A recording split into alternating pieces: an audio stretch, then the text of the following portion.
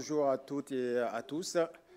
Donc, très ravi de vous retrouver ce matin donc, pour ce deuxième jour de nos travaux. Donc, dans le cadre du colloque intitulé « Vers un monde pacifique, résilient et durable ». Donc, pour cette première session, donc, le thème c'est « Droit et démocratie ». Donc, vous avez compris que c'est, j'ai envie de dire, pour ceux qui sont un peu, qui suivent souvent le cyclisme, là, on est vraiment sur les étapes de côte. Là. Parce que droit et démocratie, dans le contexte africain, certainement, il y aura beaucoup de choses à dire. Mais avant qu'on vous donne la parole et intervenir, donc je vais appeler nos chers panélistes, alors, qui sont avec moi. Donc, je vais peut-être d'abord appeler, professeur Peter Hollis. Je vais appeler. Je vais les présenter. Oui. On aura l'occasion de les présenter tout à l'heure, hein, donc chacun à son tour. Alors, je vais également appeler Monsieur Ahmed Sameh.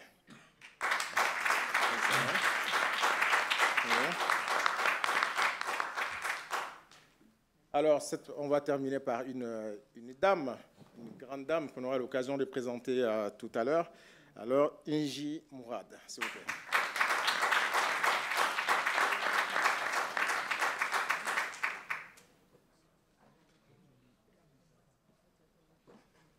Oui, je vais bien. Merci. Alors, il y a une quatrième intervenante donc, qui n'est pas avec nous. Donc, on a essayé d'innover, parce qu'hier après-midi, on a assisté à un panel, on était sur les questions de communication, l'audio, mais là, on a voulu innover, donc en introduisant aussi la vidéo. Donc, il va intervenir, donc on a un enregistrement vidéo qu'on va vous faire passer d'une minute à l'autre. Mais avant cela, je voudrais quand même un peu introduire, en tout cas, ce thème. Et surtout au niveau de ce panel, donc ce droit et démocratie. Alors, je vais d'abord commencer par une petite anecdote. Très souvent, régulièrement, au bureau, donc, nous avons des échanges, parfois donc, avec des collègues. Et donc, ce que certains d'entre vous connaissent très bien, Suzanne, et qui, très souvent, nous voit lors des rencontres, soit en ligne ou lors de nos réunions de coordination. En sortant de là, on lui parle souvent toujours des formations en lien avec la question de la démocratie, l'état de droit, l'engagement citoyen, etc., ou consolidation de la paix. Et souvent, elle me dit, mais est-ce que, après ça, est-ce que nous sommes en train vraiment d'avancer? Est-ce qu'on fait vraiment des pas en avant? Et donc, je le dis, effectivement, nous avons, dans le cadre de nos activités en partenariat avec l'OIF et la direction donc des affaires politiques et de l'engagement démocratique, nous développons en fait plusieurs types de formations qui intéressent en fait un public assez large. Et ces thématiques en fait que nous développons sont en lien avec le thème retenu en tout cas de ce colloque. À titre d'exemple, nous avons par exemple un diplôme d'université que nous avons déployé, qui a été clôturé, la prévention et gestion des crises politico-sécuritaire dans l'espace francophone. Un deuxième diplôme d'université, démocratie, état de droit et engagement politique et citoyen dans l'espace francophone.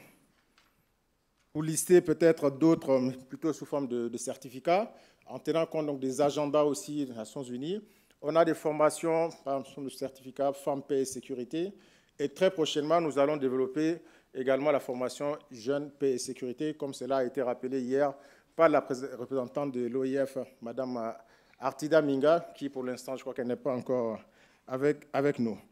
Et très bientôt, nous aurons aussi un cours en ligne ouvert massif sur la démocratie, citoyenneté et état de droit.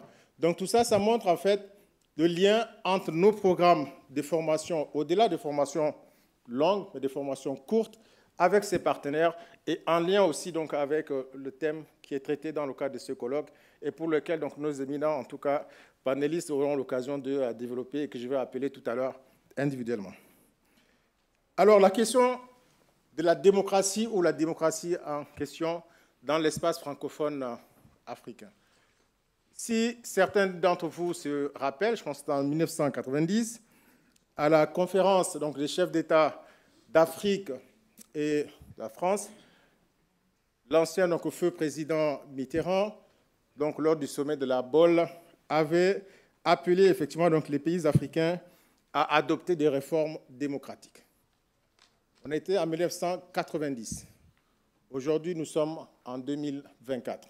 L'idée donc était de faire le lien en ce moment entre la démocratie, l'état de droit et, on va dire, le développement, les questions de développement. Mais de quelle gouvernance démocratique s'agit-il? De quel état de droit s'agit-il? Alors, si on regarde du côté des Nations Unies, je vais y arriver progressivement, la déclaration adoptée le 24 septembre 2012 par l'Assemblée générale des Nations Unies, qui a réaffirmé les droits de l'homme, l'état des droits et la démocratie sont interdépendants, se renforcent mutuellement et font partie des valeurs et des principes fondamentaux, universels et indissociables de l'Organisation des Nations Unies. Revenons maintenant dans le contexte de l'Organisation internationale de la francophonie, qui hier, donc par sa représentante, a rappelé qu'à travers le projet Soutien à la paix et à la stabilité dans l'espace francophone, on prône les valeurs de paix, de solidarité et de diversité comme réponse aux crises et conflits. Je n'ai pas voulu revenir sur les éléments des Nations Unies, notamment les 17 objectifs de développement durable, mais j'ai voulu qu'on regarde un peu aussi du côté de l'Union africaine, notamment l'agenda 2063 de l'Union africaine. Et là, je crois que je me tourne aussi vers nos chers étudiants, en espérant que je vois beaucoup d'initiatives sont prises. On a actuellement un club ODD. J'espère peut-être que très prochainement, on aura aussi un club qui va se mettre autour donc, de cet agenda, qui va se pencher sur les questions aussi de prise en compte, les aspirations prises en compte dans le cadre de cet agenda de l'Union africaine. Alors, dans cet agenda, il y a 7 aspirations et 20 objectifs. On ne va pas tous les parcourir, mais je vais prendre juste quelques éléments en lien avec le thème pour l'introduire. Alors, le sommet de l'Union africaine de janvier 2013 donc, avait adopté effectivement cet agenda qui sert un peu de plan directeur et de schéma directeur pour le développement de l'Afrique. Cette aspiration, je vais en retenir 2 en lien avec le thème du jour. L'aspiration 3, une Afrique de bonne gouvernance, de démocratie, de respect des droits de l'homme, de justice et d'état de droit. Allons-y voir un peu l'aspiration 4. Une Afrique vivant dans la paix et dans la sécurité. Et là, je vais développer juste rapidement le contenu de cette aspiration 4 et vous me direz à ce moment quel est notre stade actuel. On dit bien les mécanismes de prévention et de règlement pacifique des conflits seront opérationnels à tous les niveaux. Dans un premier temps, la prévention et le règlement des conflits axés sur le dialogue donc, seront activement encouragés de manière à ce que d'ici 2020, c'est-à-dire qu'on était en 2013, ça a été mis en œuvre en 2014, de façon à ce qu'en 2020, toutes les armes réduites au silence, donc une culture de paix et de tolérance sera prodiguée aux enfants et aux jeunes de l'Afrique par le biais d'une éducation de paix. Donc vous vous rendez compte, on était à 2000, donc c'était l'horizon 2020 à partir de 2013. Un premier bilan a été dressé, c'est-à-dire que ce sont des plans décennaux, donc tous les 10 ans, donc de 2014 à 2023. Donc il y a eu un premier bilan qui a été fait quand même sur la première phase de mise en œuvre de cela. Sur les 20 objectifs, 11 ont un lien aussi direct avec ce thème, et puis ensuite je vais donner la parole à nos poser peut-être au moins une question et les laisser développer dans le cadre de leur intervention. L'objectif 11, valeurs pratiques démocratiques, principes universels des droits de l'homme, de la justice et de l'état de droit pleinement ancrés. Objectif 12, des institutions compétente et un leadership transformé à tous les niveaux. Objectif 13, la paix, la sécurité et la stabilité sont préservés. Et enfin, objectif 14, une Afrique stable et pacifique. Donc, vous voyez qu'en fait, même dans l'agenda 2063 donc, de l'Union africaine, il y a donc entre les aspirations et les objectifs des éléments clés, naturellement, donc, avec la thématique donc, de ce colloque. Chaque pays, naturellement, donc, essaie donc, de faire cette transposition dans le cadre donc, des plans nationaux de développement, mais nous n'allons pas développer ici le cas de ces pays, mais nous avons donc effectivement un panel qui va traiter de plusieurs cas, plusieurs expériences, en partant de la Hongrie, le cas de l'Égypte et aussi sur la dimension internationale. Je crois qu'on va voir ça un peu dans cet ordre-là. Mais bien avant, comme je l'ai indiqué, nous allons avoir une vidéo qui va dérouler, mais il faut que je vous présente également donc, l'imminente personnalité qui va prendre la parole. Alors, quel lien entre État de droit et démocratie? Quel lien entre démocratie et développement? Nous observons en fait que certains pays d'Afrique francophone sont entrés dans une période, nous appelons la période de transition. Alors, la question qui se pose, qu'en est-il en fait du retour à l'ordre constitutionnel? Parce qu'il parle des droits ou d'état de droit et démocratie, l'élément principal, c'est d'abord la Constitution. Donc, à quand le retour à l'ordre constitutionnel? Donc, ce sont autant de questions. C'est pourquoi je dis que là, on est aujourd'hui, c'est une étape de montagne, c'est une étape de côte, parce que je sais que beaucoup d'entre vous ici donc, sont concernés, auront certainement donc, des éléments à discuter. Alors, la justice électorale est-elle juste? Il n'est pas là, c'est vrai, notre cher Tamer, justement, avec qui on aurait pu changer. Alors, merci donc sur ce, très rapidement. Donc, je vais vous présenter la première intervenante, donc, pour laquelle nous allons diffuser une vidéo. Donc, alors,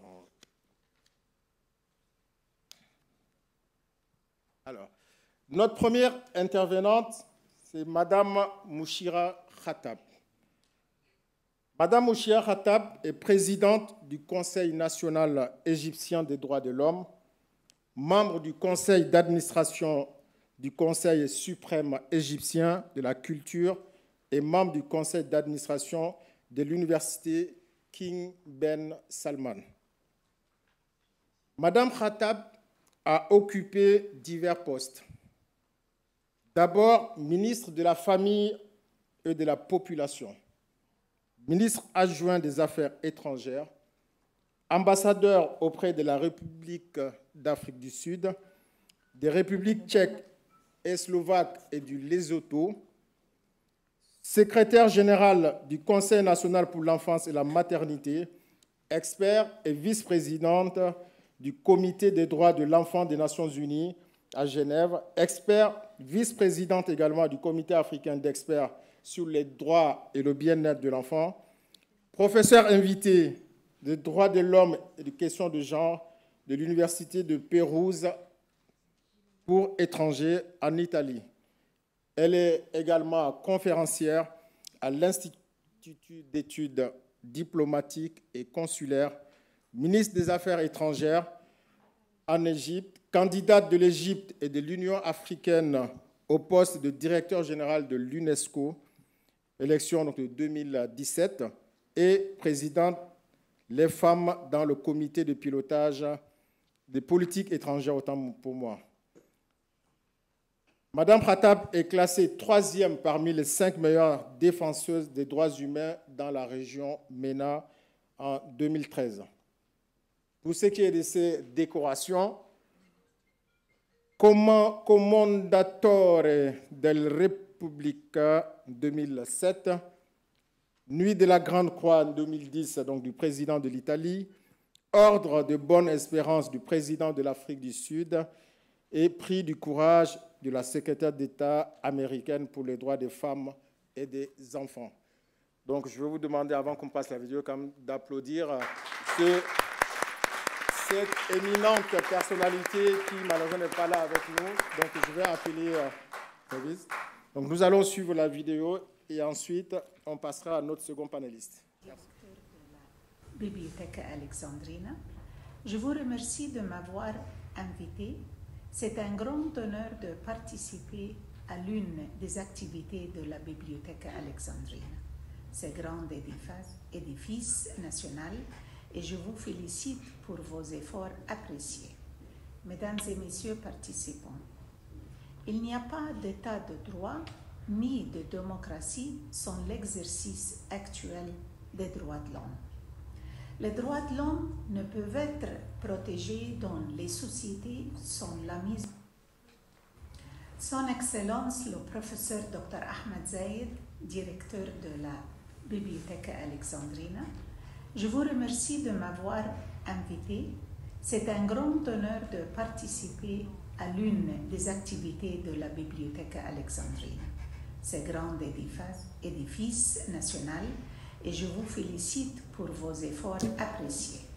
Mesdames et messieurs participants, il n'y a pas d'état de droit ni de démocratie sans l'exercice actuel des droits de l'homme.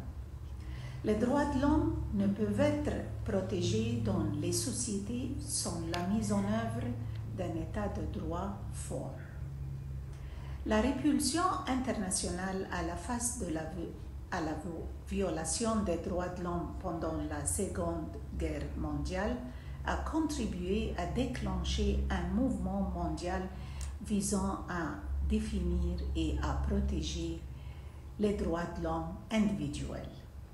La prise de conscience a stimulé un effort international concerté pour établir les droits de l'homme pour tous, tant en temps de guerre qu'en temps de paix.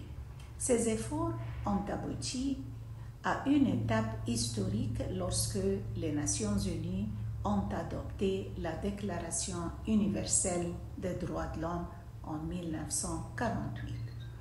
La Charte des Nations Unies est devenue le nouveau fondement de la nouvelle organisation visant à surmonter les faiblesses de son successeur, la Ligue des Nations, alors que le monde se rendait compte que l'incapacité de la Ligue des Nations à protéger la paix et la sécurité internationale était au premier plan des raisons qui ont conduit au déclenchement de la Seconde Guerre mondiale.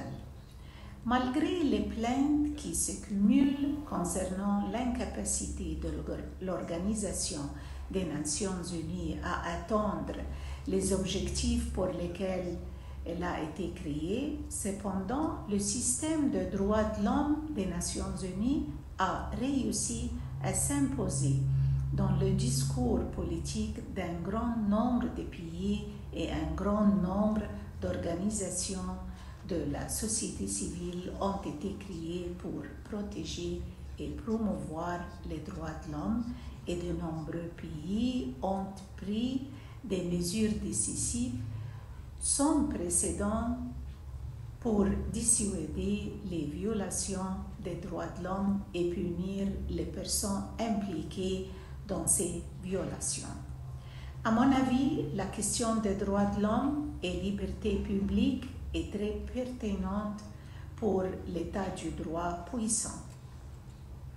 Nous sommes fiers que l'Égypte ait reçu pour la première fois dans son histoire constitutionnelle ancienne une constitution dont les auteurs ont accordé une attention sans précédent aux droits de l'homme, puisqu'elle a consacré un chapitre distinct aux droits de l'homme et que l'adjectif droit a été utilisé dans nombre de ces articles comme un droit constitutionnel. La Constitution joue le rôle de la promotion et de la protection, les droits et libertés des individus et leurs inscriptions dans la Constitution, qui est le pilier d'une gouvernance juste et une mesure de la légitimité et de l'exercice du pouvoir. La théorie du contrôle de la constitutionnalité des lois est fondée sur le principe de la suprématie de la Constitution. Le contrôle vise à vérifier la violation des lois de la Constitution en vue de ne pas les publier si elles ne sont pas publiées, ou de les annuler ou de s'abstenir de les appliquer si elles sont publiées. Et le contrôle de la constitutionnalité des lois vise à empêcher la publication des textes juridiques contraires à la Constitution et constitue donc un moyen de protéger les droits et libertés contre toute violation ou agression. Mesdames et messieurs, dès qu'un État ratifie un instrument international relatif aux droits de l'homme, il assume l'obligation de mise en œuvre en vertu du droit international. La mise en œuvre est le processus par lequel les États parties prennent des mesures pour assurer la réalisation de tous les droits énoncés dans la Convention pour tous les citoyens placés sur leur juridiction. La plupart des conventions relatives aux droits de l'homme stipulent qu'elles exigent des États parties qu'ils prennent toutes les mesures législatives, administratives et autres appropriées de réaliser les droits qui y sont contenus. Bien que ce soit l'État qui ait des obligations en vertu de la Convention, sa tâche dans la mise en œuvre est de faire des droits de l'homme dans ces villes une réalité, la réalité fondamentale de la vie de chaque individu soumis à sa juridiction sans aucune discrimination, dépend de l'établissement de l'État par le biais de ses pouvoirs législatifs et autres. Pour réviser en permanence, Son Excellence le professeur Dr Ahmed Zayed, directeur de la Biblioteca Alexandrina, je vous remercie de m'avoir invité. C'est un grand honneur de participer à l'une des activités de la Biblioteca Alexandrina, ce grand édifice national, et je vous félicite pour vos efforts appréciés. Mesdames et messieurs participants, il n'y a pas d'état de droit ni de démocratie sans l'exercice actuel des droits de l'homme. Oui. Les droits de l'homme ne peuvent être protégés dans les sociétés sans la mise en œuvre d'un état de droit.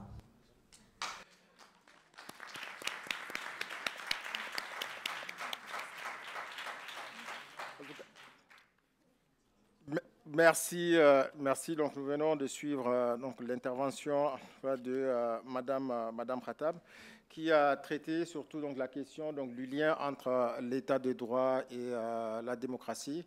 Et bien évidemment, pour qu'il y ait état de droit, ça veut dire qu'il y a un certain nombre de fondamentaux qu'il faut d'abord mettre en œuvre, qu'il faut préserver, en partant aussi bien de la ratification d'un certain nombre d'intervenants pour des questions qui touchent d'abord aux libertés, du droit de l'homme.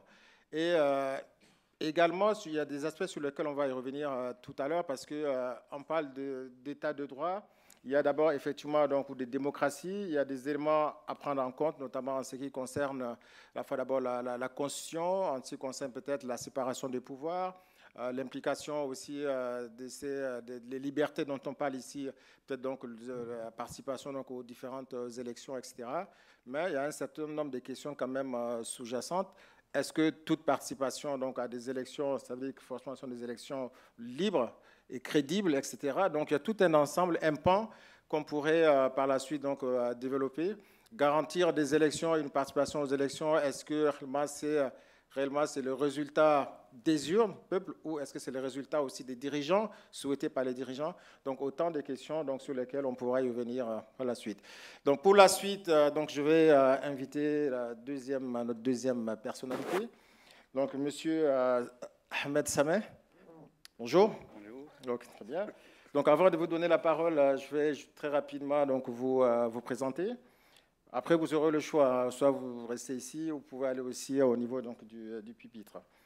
Alors, Monsieur Ahmed Sameh, vous êtes diplomate de carrière donc, au sein du ministère égyptien des Affaires étrangères. Avant de rejoindre le triple CIPIE, donc c'est la structure, donc le Centre international à la fois de résolution des conflits et de maintien de la paix, vous étiez donc conseiller juridique et des affaires africaines à l'ambassade d'Égypte à Paris, où votre principale responsabilité consistait à suivre les questions liées aux affaires africaines et aux affaires juridiques, ainsi que coordonner avec les responsables français. Avant votre affectation à Paris, vous étiez chargé d'affaires à l'ambassade d'Égypte en N'Djamena. Ce rôle a été renforcé par vos prouesses diplomatiques en représentant les intérêts égyptiens et en promouvant les relations avec les responsables tchadiens. Ahmed, donc, vous avez entrepris un parcours diplomatique donc, en tant que chef de mission adjoint à l'ambassade d'Égypte à Kinshasa, en République démocratique du Congo. Dans ce rôle, vous avez servi de point focal pour interagir avec le gouvernement congolais, la MONUSCO et la communauté diplomatique. Je pense que la MONUSCO qui fait l'actualité, voilà. Vous avez également donc, suivi et traité les questions en lien avec donc, le bassin du Nil. Avant vos aventures diplomatiques, vous avez été juge au Conseil d'État égyptien, titulaire d'un master en relations internationales de l'Université Jean Moulin Lyon 3 en France, ainsi que d'un master en droit de l'Université Ain Shams en Égypte. Vous êtes diplômé du département francophone des études juridiques à la faculté de droit de l'Université d'Ain Shams. Vous êtes également titulaire d'un certificat spécialisé en gestion des crises et post-conflits de l'École nationale d'administration. Ai-je oublié quelque chose? Non, bah... D'accord.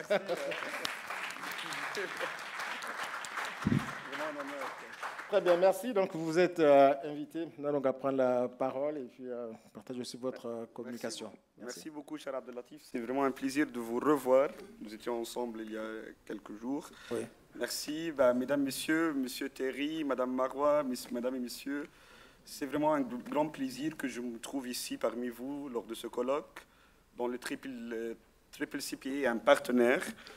J'aimerais tout d'abord exprimer ma plus profonde gratitude envers le centre d'activité francophone de la Bibliothèque d'Alexandrie et l'Université Sangor aussi pour l'organisation de ce colloque très important et opportun. Avant de commencer, je vous invite en fait à observer une minute de silence en hommage aux victimes aux Palestine et nos victimes africaines en Afrique. Merci.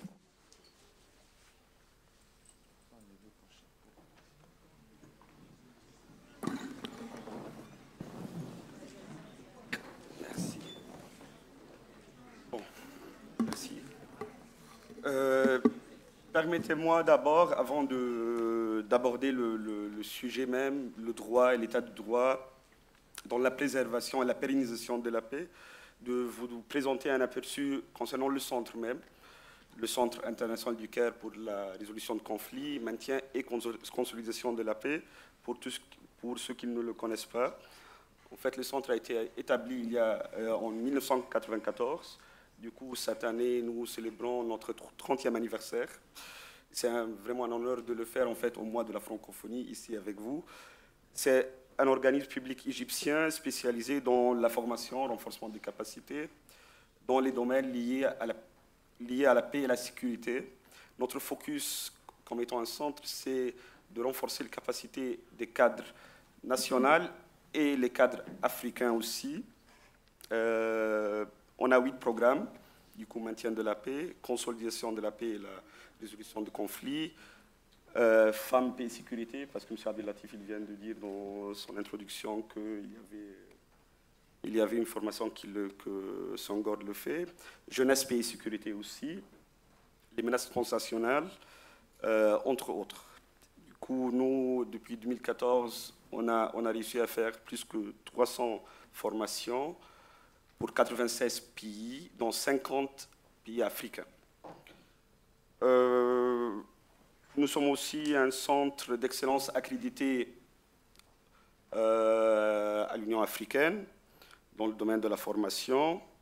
Nous sommes aussi on assume la fonction du secrétariat exécutif du Forum d'Assouan. Je ne sais pas si vous connaissez le Forum d'Assouan pour la paix et le développement durable. Aussi, on préside en fait une nouvelle initiative qui a été lancée récemment par le commissaire Bankole, commissaire paix et sécurité de l'Union africaine, qui s'appelle Réseau des centres de réflexion pour la paix en Afrique. C'est tout nouveau. Et récemment, on a commencé à travailler avec l'Université Sangor et on essaie d'opérationnaliser cette coopération. Donc, bon, concernant le thème même, je pense que vous seriez tous d'accord en fait que le droit et l'état de droit, c'est pas seulement le facteur de stabilisation, mais c'est un facteur pour pérenniser la paix, c'est un facteur en fait pour pérenniser la paix, pour consolider la paix aussi. C'est aussi un facteur très important pour le développement.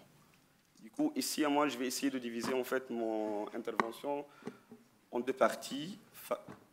Le droit comme étant un facteur de pérennisation de la paix et le droit comme facteur de développement.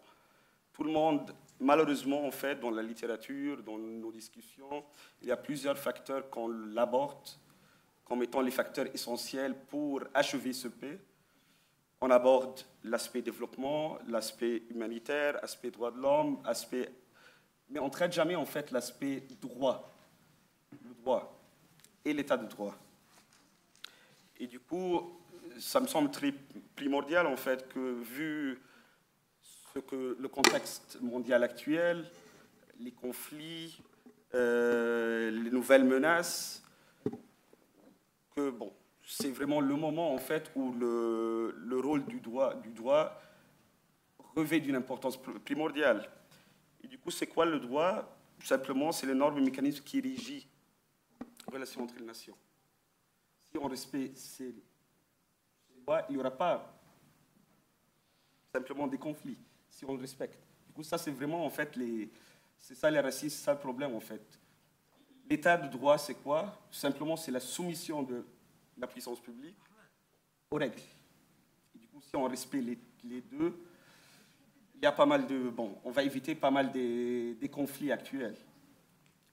Et du coup, moi, je vais citer, en fait, le secrétaire général de l'ONU qui dit « L'état de droit est tout ce qui sépare la paix et la stabilité d'une lutte brutale pour le pouvoir et les ressources. » Donc, l'état de droit est le socle sur lequel l'ONU est fondée, l'Union africaine est fondée. C'est un élément essentiel de la paix et la stabilité. Mais comme je viens de dire, ce facteur, en fait, est souvent sous-estimé au détriment des autres facteurs connus pour tout le monde, éducation, développement, culture, qui sont importants, bien sûr. Mais on ne peut pas négliger, justement, en fait, le facteur du droit. Alors, j'ai jamais vu, en fait, un programme qui s'appelle « Droit, paix et sécurité », par exemple. Du coup, c'était étonnant pour moi, vu que je suis du background juridique, quoi. Du coup, c'est vraiment essentiel. Le droit, qu'est-ce qu'on peut faire avec le droit, en fait? Le droit peut intervenir dans tous les étapes, du prévention de la conflit jusqu'à la consolidation de la paix. Du coup, prévention des conflits, le droit international offre un cadre pour la coopération entre les États. Il y a des traités. Les plus intéressants, en fait, c'est les traités d'armement et de désarmement. On a les traités du TMP, traité de non-prolifération des armes nucléaires. Si tous ces traités étaient vraiment respectés, on évitait pas mal des conflits. En cas de différend, le droit s'intervient aussi. Il y a plusieurs modes, méthodes, l'arbitrage, la médiation, entre autres. Pour international de justice, c'est parmi les mécanismes. Et du coup, toujours en fait, ça, dans le cadre de la prévention du vrai conflit, quoi. Même dans le conflit même, le droit règle tous les aspects. On a le droit international humanitaire, avec les 4 conventions de Genève et ses protocoles additionnels. Il règle tout, mais malheureusement, ce n'est pas toujours respecté. Et c'est pour cela, nous, on trouve, tout le monde dit, il faut respecter le droit international, il faut. Malheureusement, ça ne se fait pas, ce n'est pas une réalité à ce moment.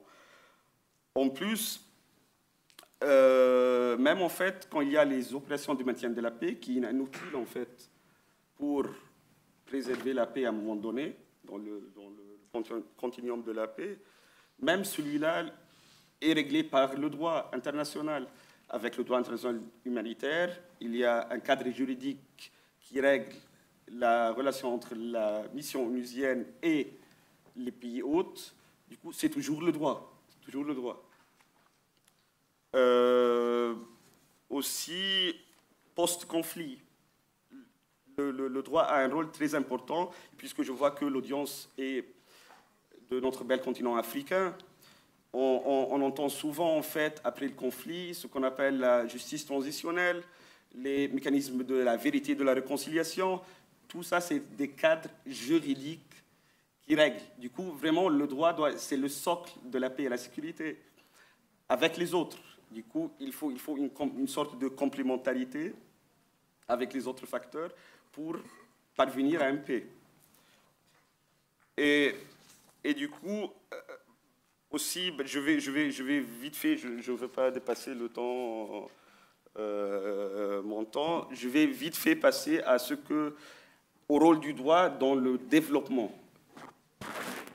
Moi, je n'ai pas entendu souvent, en fait, que quelqu'un, en tout cas pas beaucoup, qui traite cette dimension droit et développement. On traite développement avec droits de l'homme spécifiquement, pas dans le sens large du droit.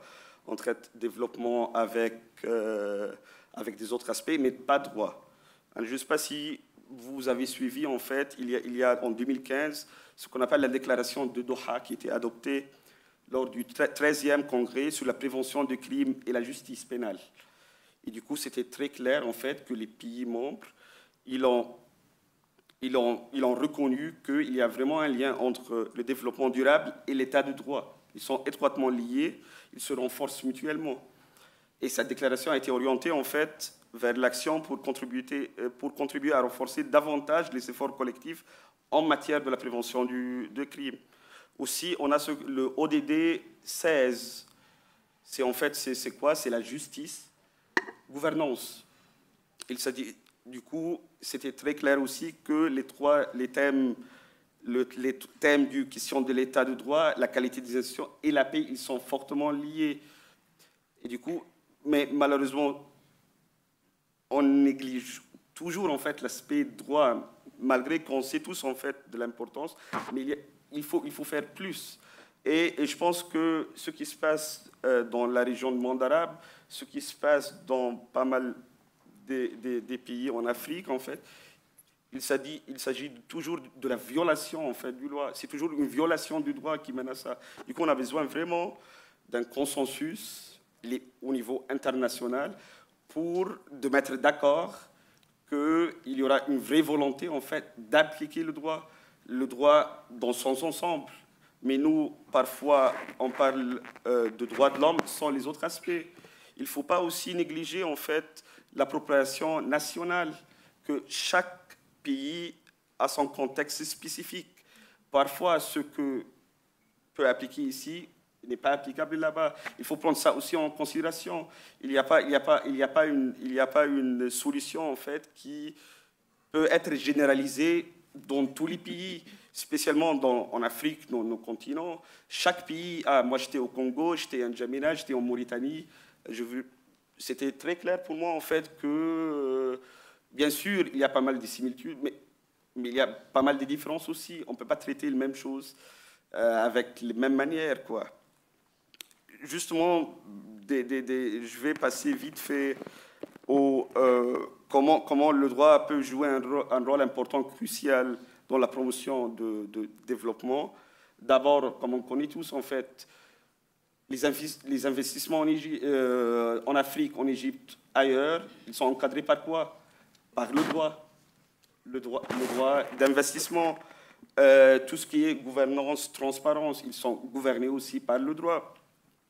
Même le droit, même la protection et même la commerce, le ZLECAf chez nous en Afrique, c'est toujours le droit. Du coup, le droit, si je peux faire une conclusion, c'est vraiment l'élément essentiel pour préserver la paix et pérenniser la paix en Afrique. Même la protection de l'environnement, c'est toujours le droit aussi, le droit de l'environnement.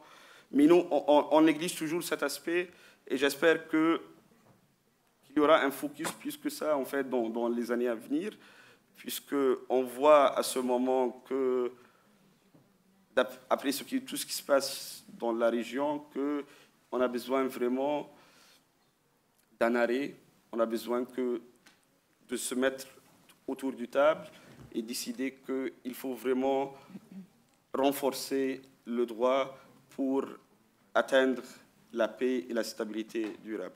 Je pense, Monsieur Cher Mohamed, je vais m'arrêter là pour ne pas abuser le temps et je vous remercie beaucoup. Okay.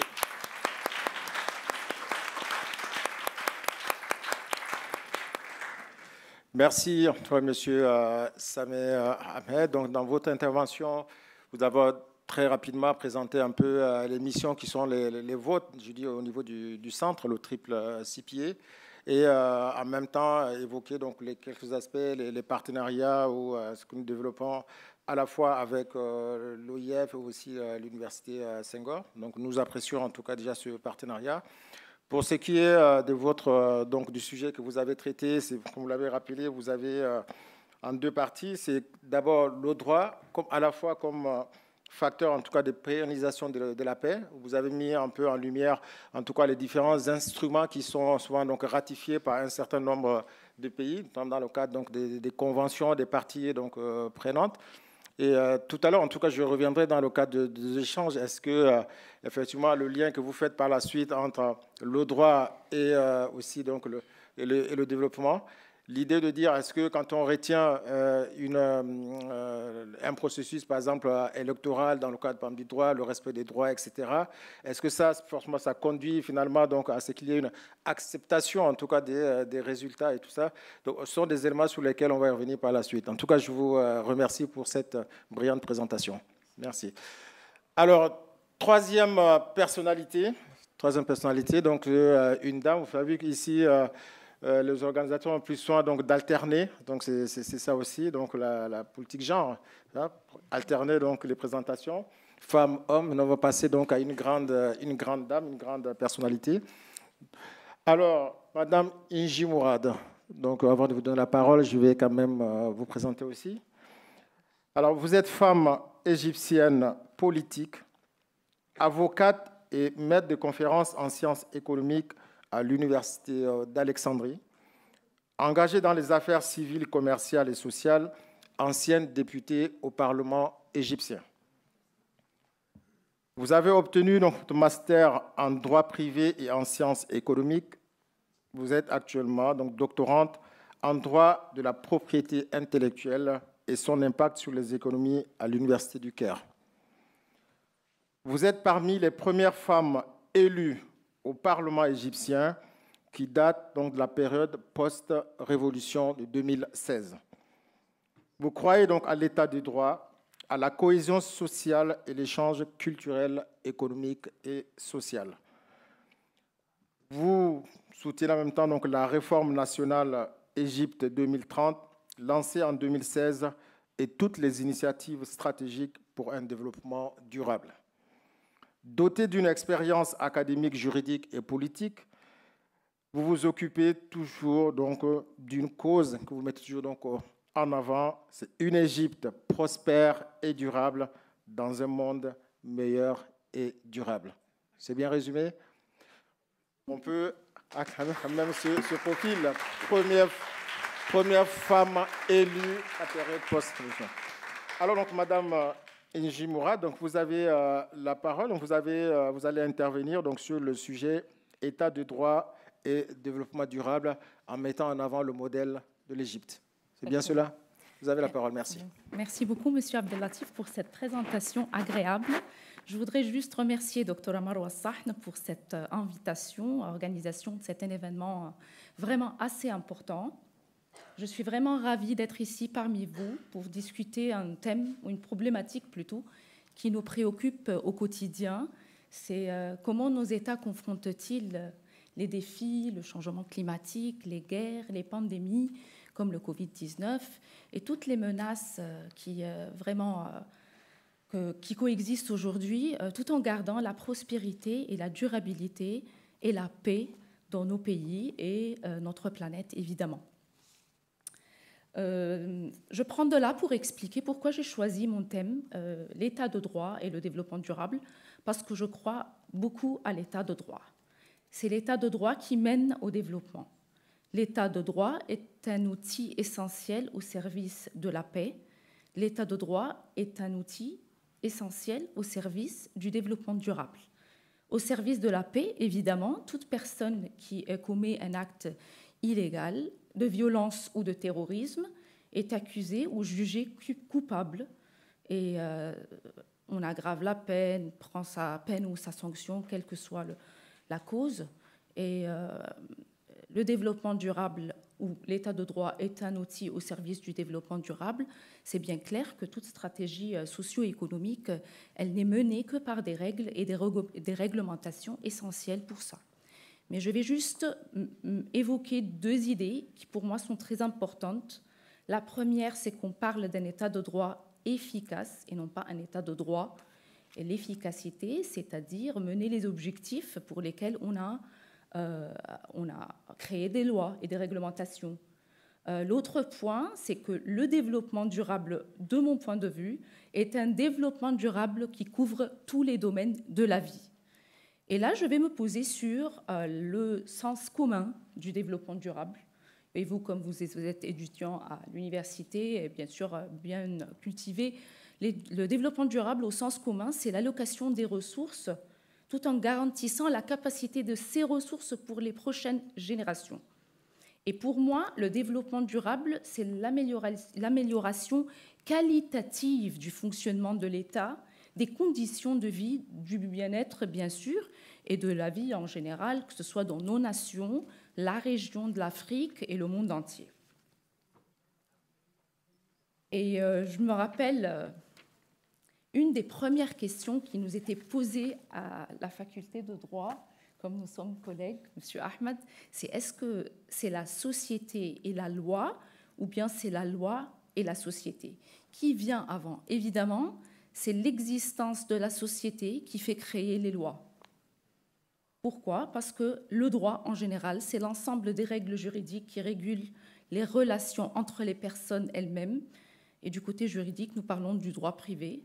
Ou bien ce sont l'ensemble des des règles qui régulent et organisent les relations entre les personnes et l'État. Nous parlons de l'État, c'est l'État, le gouvernement et toutes les institutions publiques. Et on est bien d'accord que l'état de droit, comme M. Ahmed a mentionné, a un terme universel. Mais dans mon sens, l'état de droit est un terme polysémique, mais qui se pose sur deux principes principaux essentiels. Un, l'état de droit, c'est que l'État, les institutions publiques sont soumis au droit. Et le deuxième facteur, ou bien caractéristique importante, c'est que tous les citoyens sont égaux devant la loi.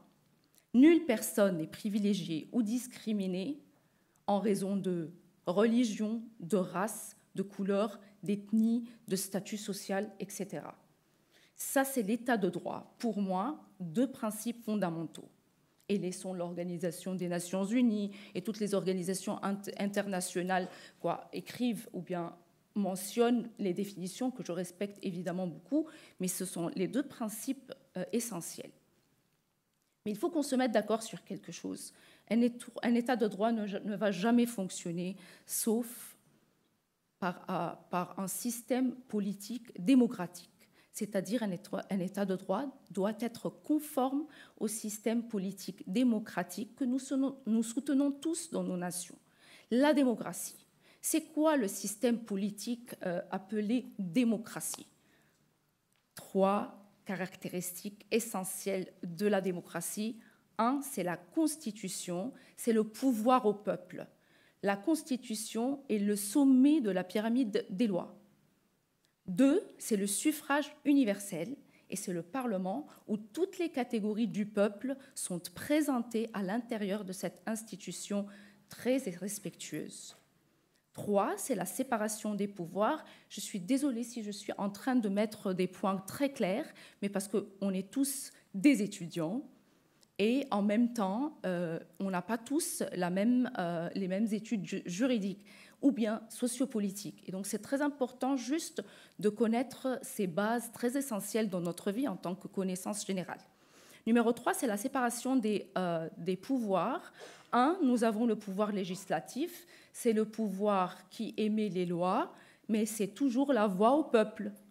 2, nous avons le pouvoir exécutif, et là, c'est le gouvernement qui prend des ordres pour l'application des lois. Le pouvoir judiciaire, c'est le pouvoir qui contrôle la conformité de ces lois. On est bien très clair à ces notions très essentielles. Laissons le théorique de côté. Je vais me poser sur un exemple qui est très réel et que je vraiment crois à la cause que j'appelle l'Égypte. Je vais m'approcher beaucoup de la réalité et parler de l'Égypte, comment est-ce que l'Égypte a mené un état de droit pour un développement. Sachant bien que l'Égypte est engagée dans le programme des Nations Unies en 2015 avec les 17 objectifs et 2050 pour le changement climatique. Et honnêtement, j'étais très chanceuse et je suis toujours fière de cette expérience. J'ai vécu l'ère très différente, très particulière, très spéciale, très nouvelle de l'Égypte contemporaine en 2014. Et là, je vais commencer par dire que la première très grande mesure prise par l'État de droit égyptien, c'est la constitution ou la nouvelle constitution de l'Égypte datée 2014. Avec cette constitution, j'appelle ça la plus grande réforme politique. Et évidemment, si nous parlons d'un développement durable, de mon sens, qui couvre tous les domaines de la vie, donc c'est réforme politique qui mène à un développement politique durable. On est clair, c'est clair quoi.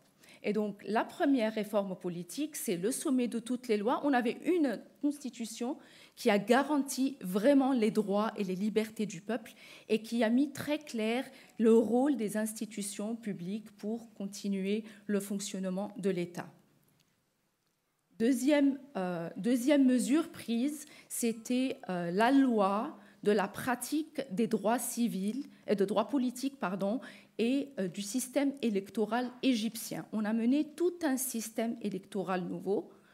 3, évidemment, le Parlement. 4, c'est la représentation des partis politiques au sein du Parlement. Et évidemment, dans la Constitution, c'était vraiment très garanti.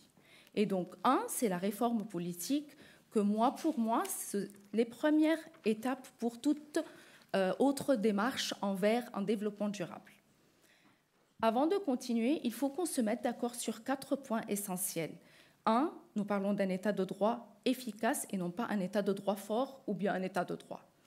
2, on ne peut pas mener un état de droit sauf par une réforme politique et sociale correcte.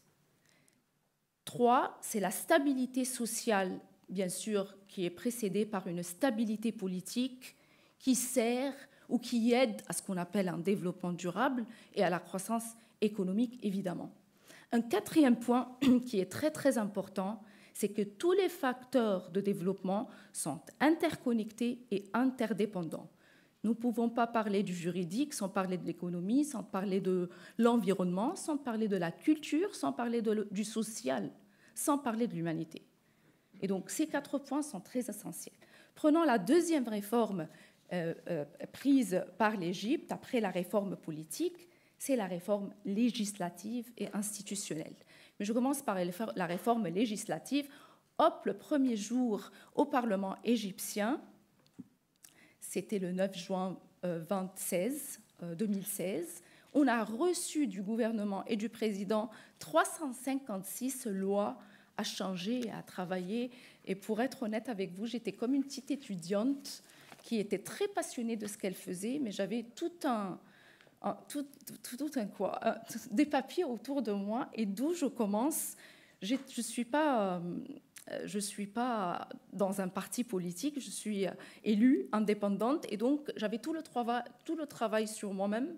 Et vraiment, je voulais guider le pays comme une petite fourmi dans une grande forêt, comme on dit. Mais je voulais vraiment faire de mon travail un vrai effort, peu importe, avec toutes ces lois qui étaient vraiment présentées au Parlement dans les premiers jours.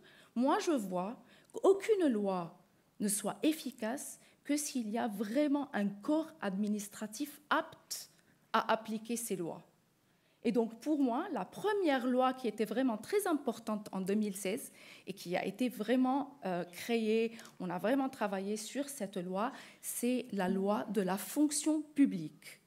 Et la première condition qui a été menée, aucun poste où aucune personne était recrutée en fonction civile ou publique, sauf par compétition. Et évidemment, on est tous d'accord, et c'était un moyen pour éviter la corruption, pour ralentir la bureaucratie ou bien éviter la bureaucratie, lutter contre et faire face à tous les problèmes peut-être que nous voyons aujourd'hui dans les bureaux publics ou civils. Mais il faut avouer aussi que dans ce temps, il y avait beaucoup de difficultés.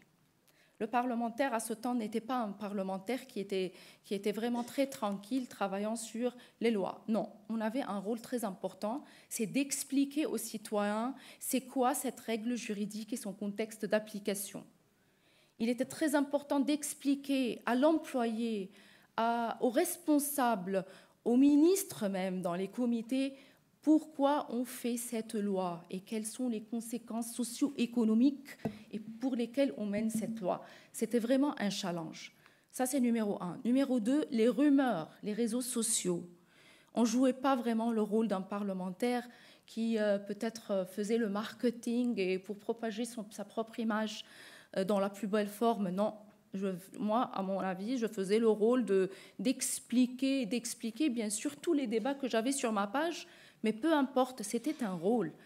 Numéro 3, c'est le rôle aussi à l'étranger. Je faisais partie d'un groupe parlementaire, des groupes amitiés parlementaires français et anglais.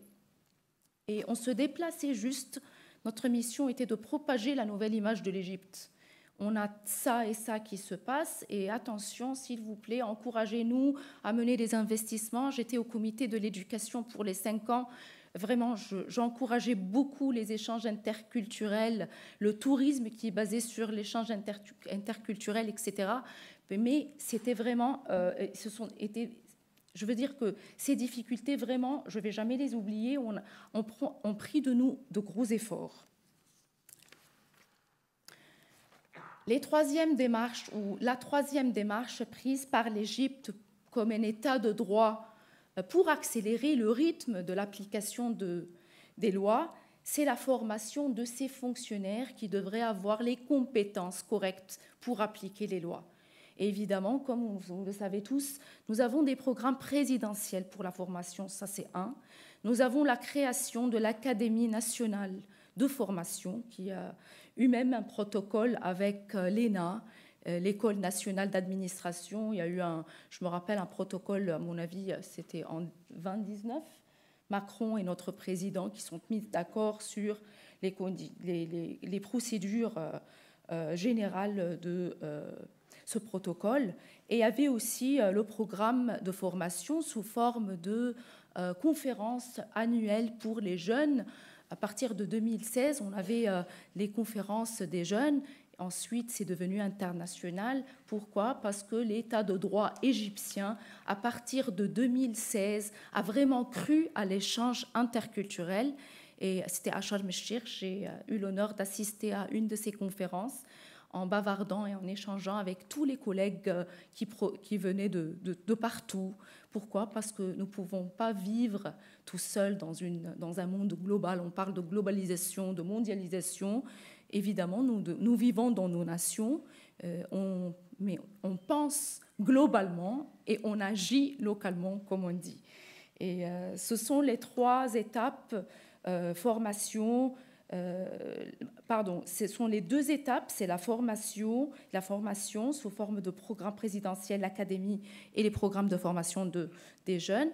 La deuxième grande étape, sous-titre accélérer le rythme d'application des lois, c'est que l'Égypte a mené des services publics en numérique. C'est qu'il y a beaucoup de services publics qui sont menés en numérique. Et ça, c'est une étape évidemment très importante pour faire face et lutter contre la corruption et limiter l'interaction négative entre le citoyen et les fonctionnaires dans leurs besoins de services. 3, on a mené en 2016 ou à partir de 2016 des lignes téléphoniques pour transmettre les plaintes des publics, les femmes qui subissaient par exemple des actes de violence. Il y avait beaucoup de numéros téléphoniques et des pages sur les réseaux sociaux pour qu'on transmette les plaintes et que pour les institutions agissent de façon plus facile. C'est clair que cela, 1, réforme politique, 2, réforme législative, 3, réforme institutionnelle, un corps administratif apte à appliquer ces lois, évidemment, ça a un impact sur la société. Oui, ça a eu un impact sur la société. L'Égypte a eu plus de cohésion sociale, une harmonisation sociale. 1, plus de confiance en gouvernement dans les moments les plus difficiles pour l'Égypte, comme la pandémie, le Covid. Numéro 2, le début de crise économique avec la guerre russe-ukrainienne, c'était le chaos, parce qu'il y a eu une hausse des prix à cause des produits alimentaires internationaux et le prix du gaz qui s'est élevé, c'était le chaos. Mais qu'est-ce qui a vraiment allégé ces sentiments sociaux que je respecte beaucoup, parce que nous, comme citoyens, nous avons vécu vraiment des sentiments d'un avenir vraiment incertain. C'était effrayant pour nous tous, l'avenir incertain en pandémie, l'avenir incertain dans la crise économique et notre nutrition, notre pain, c'est effrayant, mais c'est à cause de ce que l'Égypte a mené à partir de 2016 que la population égyptienne, elle a pu vraiment combattre, ou pas combattre, mais on a pu survivre tout par la communication, tout par voir ces efforts vraiment très rapides, par l'interaction entre parlementaires, société civile, médias. En 2016, pour avouer, la communication, même au niveau des programmes de télévision, n'était pas vraiment très claire. Pourquoi? Parce que le présenteur, le journaliste, le parlementaire, le citoyen nécessitaient tous une bonne communication des réformes que j'ai précisées, que j'ai mentionnées à vous. Et c'est clair, je vais parler en numéros. La croissance économique était à 6,6% en 2021. Peut-être aujourd'hui, oui, on sait que c'est un peu diminué à cause des facteurs autour de nous, mais et le chômage a diminué. On parlait de 11% en 2020. Aujourd'hui, le chômage est à 7%. Pour en terminer, il faut qu'on se mette d'accord que c'est jamais assez et que beaucoup des efforts doivent être pris en compte par nos gouvernements, par nos États et par nous-mêmes en tant que société civile. Pourquoi? Pour garantir plus de durabilité, plus d'efficacité et pour la continuité même de ce que j'appelle le soulagement social ou bien la sécurité sociale.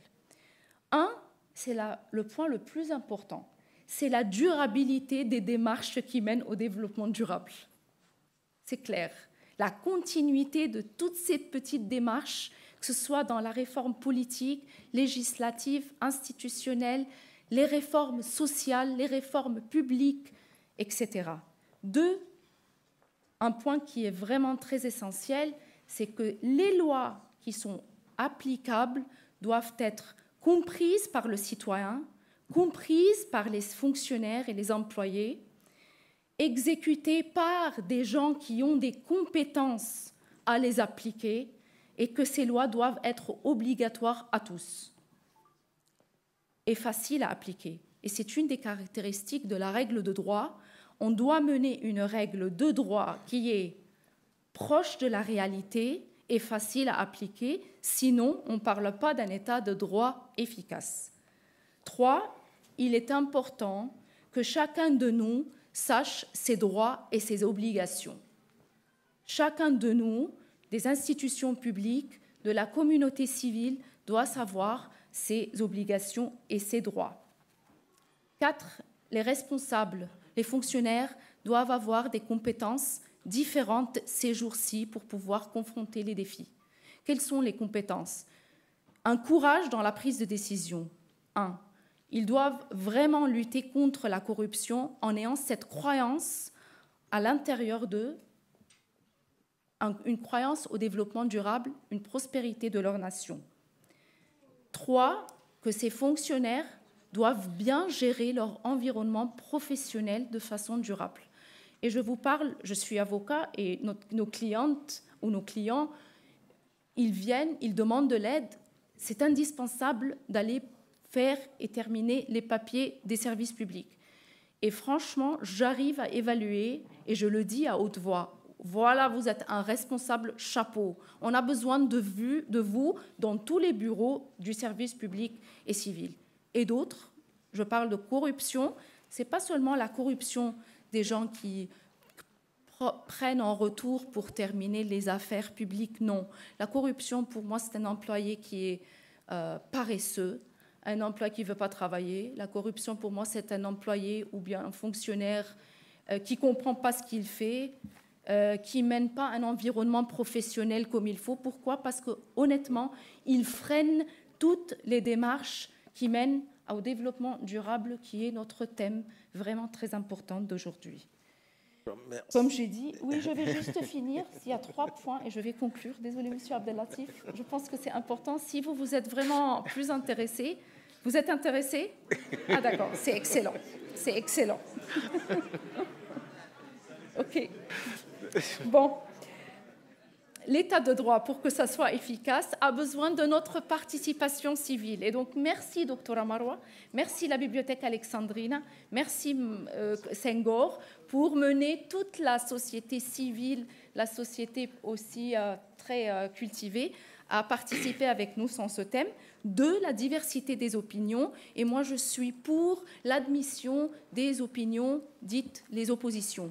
C'est ça l'État de droit. Et aujourd'hui, on voit le dialogue national en Égypte qui a débuté il y a quelques années et qui continue, des spécialistes, des expertes et des personnes de la société civile aussi, même les oppositions, ils sont tous invités sur une table ronde à échanger leurs opinions et à mener, j'appelle ça, une recette pour avoir une meilleure Égypte. Et donc, moi aussi, je crois au dialogue national que nous menions au Parlement sous forme de comité à l'intérieur de l'institution parlementaire. Mais aujourd'hui, le dialogue national est dans les rues égyptiennes et dans les institutions publiques et même au niveau global du pays. Une bonne gouvernance, on ne parle pas de gouvernance, la gouvernance doit être bonne, c'est-à-dire la bonne gestion du fonctionnement de l'État, c'est-à-dire gérer les intérêts communs ensemble. Institutions publiques, institutions privées, gouvernement et l'État doivent gérer efficacement leurs intérêts ensemble. Pourquoi? Même si ces intérêts sont conflictuels, ils sont des intérêts communs. Pourquoi? Parce que la société, son existence mène aux règles juridiques et donc le début de toute chose, c'est la société. Et moi, je dis que nous sommes tous là sur la planète pour satisfaire les besoins et les services des êtres humains. Et donc, c'est nous l'important. Bon, pour en terminer, les méthodes de communication avec transparence. En cas de crise, ce qui s'est passé pendant la pandémie en Égypte et la crise économique, comme vous voyez, vous allez ouvrir la télévision nationale et vous allez trouver chaque soir des séances qui expliquent vraiment avec transparence qu'est-ce qui se passe en Égypte. Attention, les réseaux sociaux, c'est une armée positive et négative. Moi, je vois les réseaux sociaux ou Facebook, tout autre, c'est une armée qui est positive parce qu'aujourd'hui, il n'y a aucun responsable qui est vraiment non chargé de la responsabilité. Parce que l'Égypte voit aujourd'hui tous les commentaires négatifs sur tous les responsables, qu'ils soient ministres ou qu'ils soient le plus grand responsable dans un de ces postes. 6. On parle de développement durable dans les ressources pas naturelles, mais les ressources humaines. Et donc, je crois à l'éducation dans un sens large, à la formation des individus, à garder la très bonne capacité des individus pour les prochaines générations, et c'est évident. Un organisme, je suggère, ça c'est un dernier point peut-être, je suggère qu'il y ait un corps administratif vraiment développé pour les crises. Les crises, c'est-à-dire on évalue la crise, on traque la crise. Tracking, c'est-à-dire on poursuit la crise. Les causes de la crise, on met ensemble les mesures pour gérer la crise, on mesure les conséquences financières et les conséquences techniques, évidemment, comme le changement climatique, et observer les indicateurs de performance. C'est évident. 8, un échange interculturel. Et je parle d'échange d'expertise, d'expérience. Voilà qu'on est tous francophones, la France qui est vraiment un très grand partenaire avec l'Égypte, tous les autres pays évidemment. Nous parlons d'un échange interculturel dans les inventions, dans la recherche, même au niveau technique, bien sûr la technologie, même au niveau de comment gérer les crises et comment mener les stratégies sociopolitiques, socio-économiques. C'est bien évident, on a besoin de cet échange. Pour conclure, le plus grand défi de nos sociétés, c'est l'instabilité sociale. C'est nous. Pourquoi ? Parce que cette crainte, l'incertitude ne va jamais mener à une réforme. Et donc, j'invite tous les États, toutes les nations à prendre le concept d'État de droit dans un contexte de vivre ensemble. Vivre ensemble. On ne peut pas parler d'un État de droit hiérarchique. Non, les institutions publiques, privées, la société civile, les citoyens, les étudiants, on doit tous gérer nos problèmes ensemble et avec, bien sûr, la globalisation, dépasser nos frontières pour le bien de notre planète et le bien de tous les citoyens. Et je vous remercie beaucoup. Merci.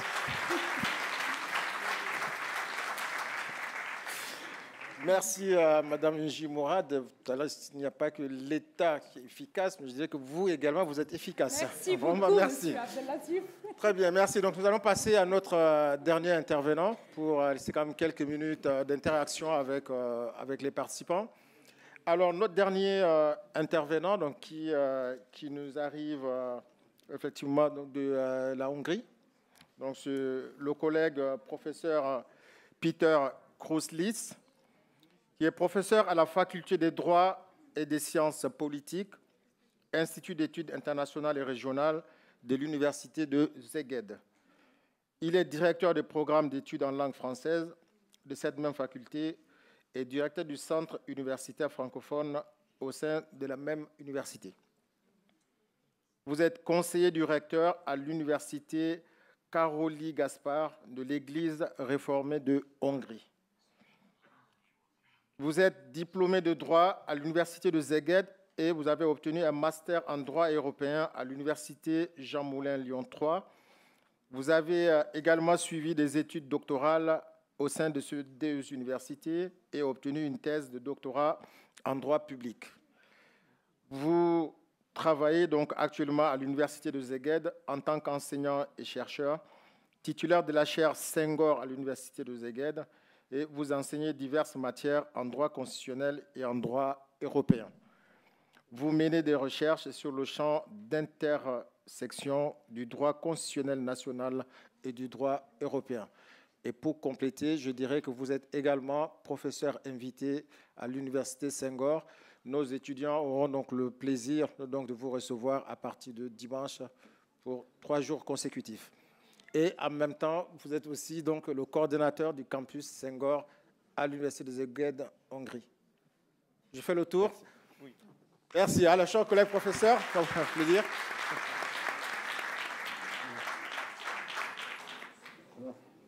Bon, merci beaucoup. Je vais essayer d'être court pour gagner du temps. Merci. Mais Merci. également parce que j'ai cette chance d'avoir les étudiants de l'Université Senghor pendant 3 jours. Oui. Donc j'aurai le temps de compenser ce que je vais essayer de faire rapidement maintenant. Tout de même, avant de commencer ma contribution à ce colloque que j'ai trouvé dès le départ très intéressant, je souhaiterais moi-même remercier les organisateurs ici présents de m'avoir associé à cette session tout à fait enrichissante. C'est bien évidemment un grand honneur de parler dans la bibliothèque Alexandrina. C'est un grand honneur parce que pour moi, cette bibliothèque, c'est un double symbole de ce qu'on pense de la culture. Cette bibliothèque qui symbolise à la fois l'importance de l'ancienneté et de la conservation dans la culture, mais qui symbolise également sa capacité de se renouveler. Vous avez cette image de l'oiseau mythique des phénix qui renaissent de leurs cendres plus beaux et plus vivants. Et donc, nous avons effectivement ce double diplôme.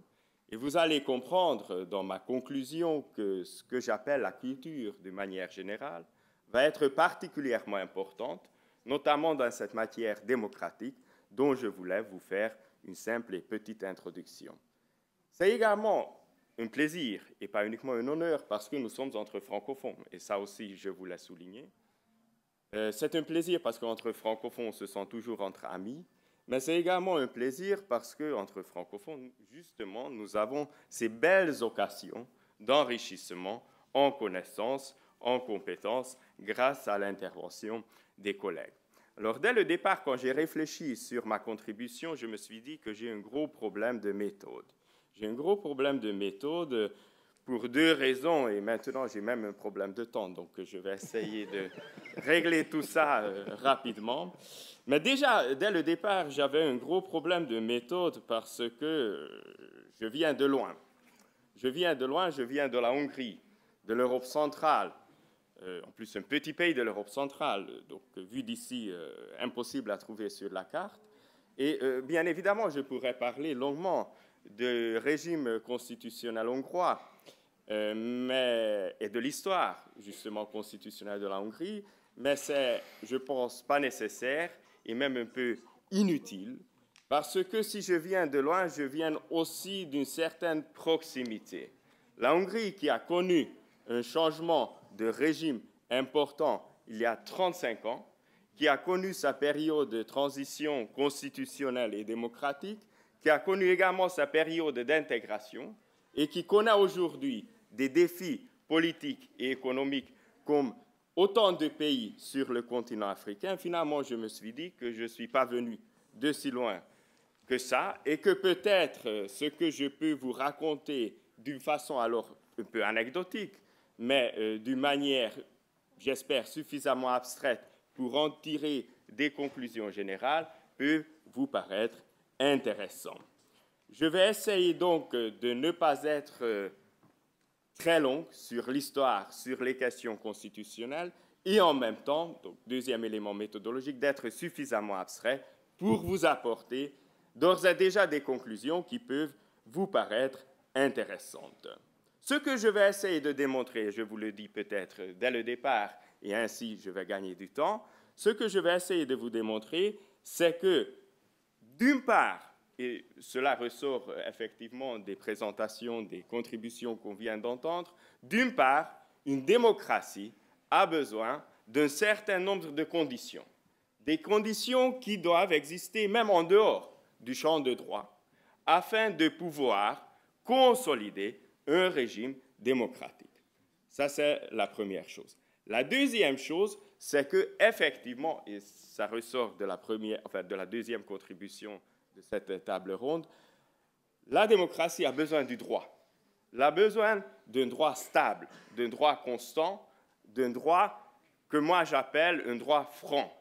On a appris en droit romain, on peut parler de l'Antiquité à Alexandrie, on a appris en droit romain, moi-même qui je suis juriste de formation, que lorsqu'on applique les textes de droit, il ne faut pas les appliquer selon les mots, il ne faut pas les appliquer grammaticalement. Comme disaient les Romains, il faut l'appliquer vim ac potestatem. Avec de la force, vis, c'est plus que la force, c'est la vertu, et avec de la potestas, avec de la puissance. C'est plus le sens que la lettre qui est important en droit. La démocratie a besoin d'un tel droit. Et ces conditions socio-économiques, voire même politiques, et ce droit franc, ensemble, composent ce que moi j'appelle une culture constitutionnelle, une culture démocratique. Et c'est ce dont nous avons besoin pour avoir une transition qui amène à un succès. Je vais quand même vous dire un peu de choses concrètes aussi, après ma conclusion rapidement présentée. Je voulais commencer ma contribution aujourd'hui, en fait, initialement, avec une citation d'István Bibó. J'ai dit, je viens de loin, et certainement vous ne connaissez pas forcément les auteurs hongrois. Je souligne quand même que le professeur Bibó, qui a vécu au XXe siècle, est internationalement connu. Ses œuvres ont été traduites en beaucoup de langues, entre autres en français, notamment ce qui s'intitule « La misère des petits pays de l'Europe centrale ». C'est un ouvrage en relations internationales qui est mondialement connu. Je voulais parler de ce professeur, qui était d'ailleurs professeur du droit constitutionnel à ma faculté, et donc nous en sommes très fiers, parce qu'au lieu de parler de l'histoire et au lieu de parler de cette culture constitutionnelle, peut-être sa vie en témoigne mieux. La citation de lui que je vous ai apportée, c'est lorsqu'il a dit que être démocrate, c'est de ne pas avoir peur de rien. Être démocrate, c'est de ne pas avoir peur de rien. Et je pense qu'il y a beaucoup de vérité derrière cette phrase, surtout venue de la bouche d'une personne qui a parlé de ne pas avoir peur en connaissant ce qui est la peur.